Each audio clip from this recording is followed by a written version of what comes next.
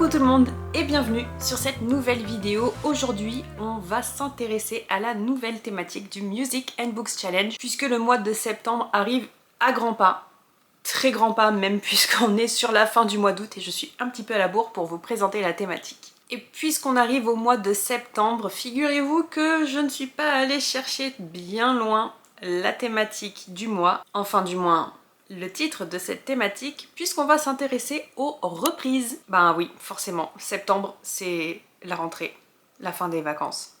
C'est la reprise. Donc, les reprises de chansons.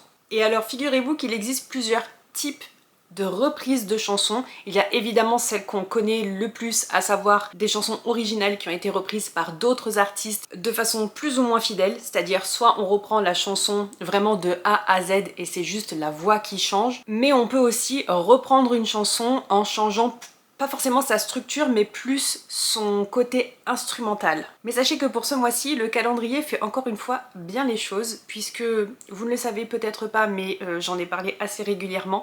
Je suis une fan absolue de Lindsey Stirling et il y a quelques jours elle a sorti 3 nouveaux titres bonus de son dernier album Duality et l'un d'entre eux est une reprise d'un titre qui était déjà dans l'album. Le titre original c'est Eye of the Untold Her qui est une de mes chansons préférées de tous les temps et elle a repris sa propre chanson avec une autre artiste qui l'accompagne cette fois-ci en vocal. C'est une composition cette fois-ci en version chantée, donc l'instrumental reste quasi identique, mais il y a une chanteuse qui l'accompagne et qui a donc posé sa voix sur cette composition. C'est extraordinaire. C'est encore plus épique et émotionnel que la version originale qui est déjà extraordinaire. Je pensais pas que ça pouvait être plus épique et émotionnel que ça, mais ça l'est. Et donc cette nouvelle composition s'intitule Echo in the Dark et c'est donc le titre de la thématique de ce mois-ci. Donc forcément avec une thématique de reprise plus ou moins fidèle de chansons, je vous propose en septembre de lire des romans qui sont des réécritures,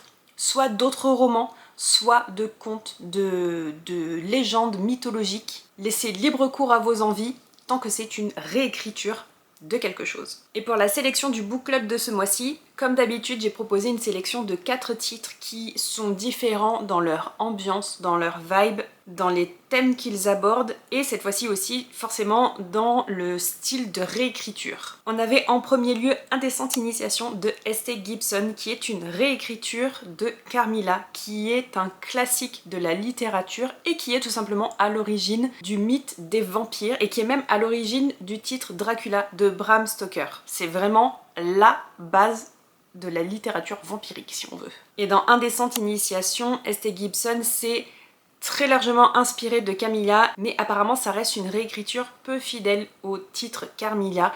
Il en est très fortement inspiré. De ce que j'ai compris, l'histoire reste sensiblement la même, mais l'autrice a pris pas mal de liberté aussi. Le deuxième titre proposé, c'est Les Beaux et les Élus de Niveau, qui est ici une réécriture de Gatsby le Magnifique, là aussi un classique, mais plutôt de la littérature américaine. L'autrice reprend l'histoire, l'ambiance historique et les thèmes de Gatsby le Magnifique, mais elle le twiste avec un petit côté fantasy. Ambiance Amérique des années folles, des années 20, au top. Je vous proposais aussi Clytemnestre de Costanza Casati, qui est ici une réécriture, forcément, mythologique, puisqu'on va s'intéresser au personnage grec de Clytemnestre, qui est un personnage assez méconnu des légendes grecques et qui est pourtant essentiel dans les origines, dans la genèse, si vous voulez, de la guerre de Troie finalement. Dans ce titre-là, on reste plus dans de la littérature générale, il n'y a pas de côté fantasy, il n'y a pas de côté magique. Et apparemment c'est une véritable ode aux personnages féminins forts et importants. Et enfin le dernier titre proposé dans la sélection c'était Lady Macbeth de Avaride. Cette fois-ci une réécriture de la pièce de Shakespeare Macbeth, mais du point de vue d'un personnage féminin qui a son importance dans la pièce, dans ce mythe shakespearien finalement, mais qui dans l'œuvre originale reste un personnage secondaire. Sauf que cette fois-ci, dans la réinterprétation d'Avaride, c'est notre personnage principal.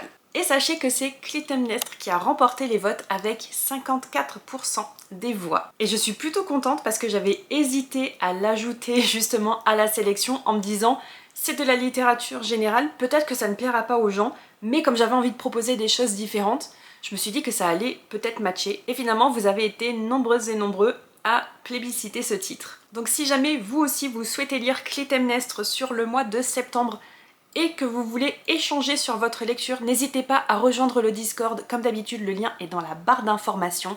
C'est gratuit, c'est sans engagement, vous n'êtes pas obligé de voter pour les prochains mois. Vous pouvez très bien juste nous rejoindre pour ce mois-ci et laisser tomber les autres mois s'ils ne vous intéressent pas. Mais vraiment, n'hésitez pas à nous rejoindre, ça fait toujours plaisir de discuter avec des gens avec qui on lit les mêmes livres. Et si vous ne souhaitez pas lire Clytemnestre mais que vous voulez quand même participer au challenge du mois de septembre, n'hésitez pas à me dire quel est le titre que vous souhaitez lire et qui vous fera valider le niveau 1 du challenge, vu que forcément le niveau 2 ce sera Clytemnestre. Comme d'habitude, n'hésitez pas à me dire tout ça dans les commentaires, à nous rejoindre dans les Discord encore une fois si vous le souhaitez, à vous abonner à la chaîne si c'est pas déjà fait, et moi je vous dis à très bientôt pour une prochaine vidéo.